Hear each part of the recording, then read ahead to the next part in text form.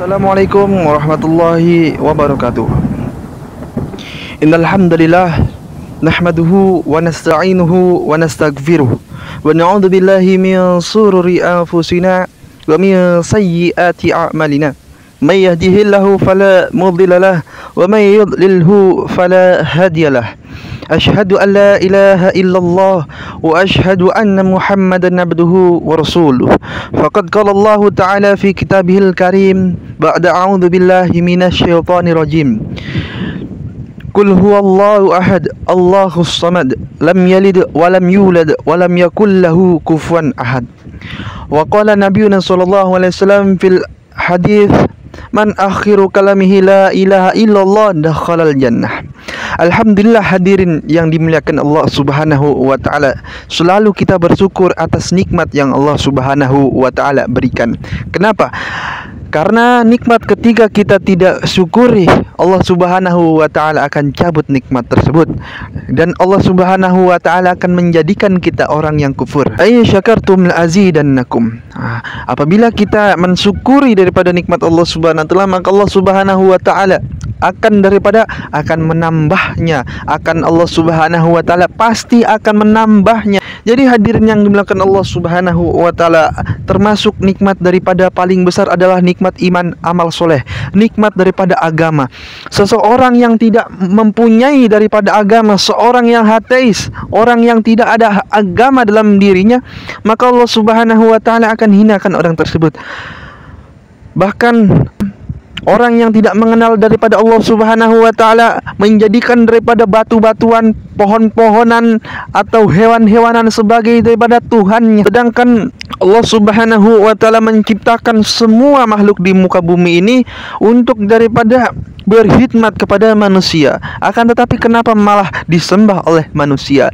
Jadi hadirin yang dimuliakan Allah, maksud tujuan kita Allah Subhanahu wa taala ciptakan di muka bumi ini hanya untuk beribadah kepada Allah Subhanahu wa taala. Wa ma khalaqtul jinna wal insa illa liya'budun. Dan tidak Allah Subhanahu wa taala ciptakan jin dan manusia kecuali untuk beribadah kepada Allah Subhanahu wa taala. Akan tetapi kita sebagai orang akhir zaman ini malah terbalik hadirin. Yang keperluan jadi maksud, yang maksud jadi keperluan. Maksud kita diciptakan untuk beribadah malah jadi keperluan. Salat ini seakan-akan tidak penting, puasa ini tidak penting, zakat ini tidak penting, haji ini tidak penting. Maka yang kita risaukan sekarang seperti itu hadirin. Jadi orang yang ada agama di dalam dirinya, Allah Subhanahu wa taala akan muliakan hadirin. Tamsilan permisalan mushaf Al-Qur'an dengan majalah, mungkin majalah yang tidak berhubungan dengan agama, walaupun tebalnya seperti apa, walaupun dibuat dengan ukirannya seperti apa, tintanya seperti apa, karena tidak ada hubungan dengan agama majalah tersebut, maka akan tercampak seperti itu aja hadirin. Setelah orang baca akan tercampak, setelah orang baca langsung dilempar, terkadang dijadikan daripada bungkus gorengan. Akan tetapi Al-Quran walaupun sobek-sobek masih diletakkan di atas hadirin. Kenapa? Karena yang ada hubungan dengan agama pasti Allah Subhanahu wa taala akan muliakan. Maka di dalam cerita, Anda pernah dengar cerita di suatu negara, yang mana negara tersebut banyak daripada orang bunuh diri, banyak orang kaya tapi banyak yang frustasi. Ada seorang yang tidak bisa tidur 3 hari.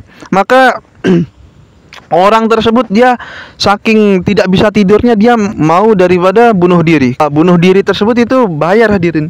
Bunuh dirinya saja bayar. Ada tempat bunuh dirinya di negara apa, Ana lupa. Pas itu diceritakan oleh almarhum Pak Kiai Mukhlisun bin Mukhlasin. Beliau adalah guru besar kami di Pondok Pesantren Sirajul Mukhlasin atau Darul Mukhlasin Payaman. Jadi beliau menceritakan bahwasanya ada seorang yang ingin bunuh diri. Karena apa? Tidak dikasih daripada nikmat tidur. 3 hari tidak tidur. Rasanya seperti apa hadirin? Suntuknya kayak gimana? Matanya kayak gimana? Tidak bisa tidur hadirin. Mau minum obat kayak gimana? Tidak bisa tidur. Kemudian dia memutuskan untuk bunuh diri. Kemudian ketika bunuh diri hadirin, ketika ingin bunuh diri, maka ada seorang jamaah, yang mana jamaah tablik, orang yang suka ngajak-ngajak orang ke masjid. Satu jamaah yang suka ngajak-ngajak orang taat kepada Allah Subhanahu wa taala. Maka jamaah ini main-main ke tempat bunuh diri tersebut. Kemudian ketika jamaah itu melihat daftar orang yang ingin bunuh diri, maka melihat daripada nama Abdullah. Loh, ini ada hamba Allah kok ingin bunuh diri.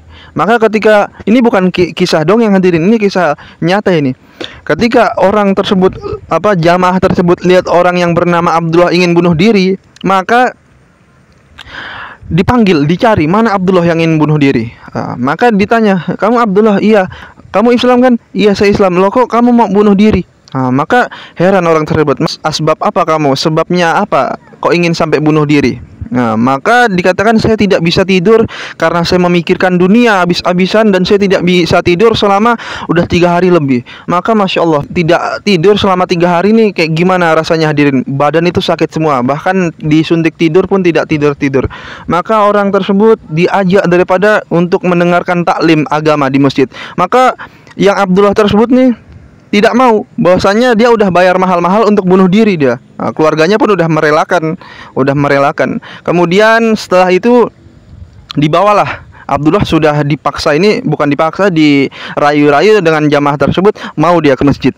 Setelah Abdullah ke masjid, maka mendengari daripada taklim fadilah amal, taklim daripada fadilah keutamaan beramal. Ketika dia mendengarkan taklim, saat itu juga dia tidur, Masya Allah, di dalam majelis dia tidur. Kemudian pas dia bangun, dia nanya, "Loh, saya di mana? Kamu di masjid, tadi kamu ingin bunuh diri."